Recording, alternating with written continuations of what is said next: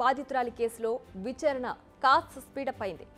ఓవైపు బాధితురాలి పేరెంట్స్ న్యాయం జరగడానికి ఇంకెంత సమయం పడుతుందని ప్రశ్నిస్తున్నారు. జూనియర్ డాక్టర్ల ఆందోళన కంటిన్యూ అవుతోంది. మరోవైపు సిబిఐ ఈ కేసు విచారణను స్పీడప్ చేసింది. అయితే ఈ కేసులో మరో కీలక పరిణామం తెరపైకొచ్చింది. ఈ కేసులో కీలకంగా భావిస్తున్న సంజయ్ రాయ్, సందీప్ ఘోష్తో పాటు మరో 5గురికి కూడా పాలిగ్రాఫ్ టెస్టులు జరుగుతున్నాయి. ఇంతకీ వారెవరు? వారికి ఈ కేసుకు సంబంధం ఏంటి?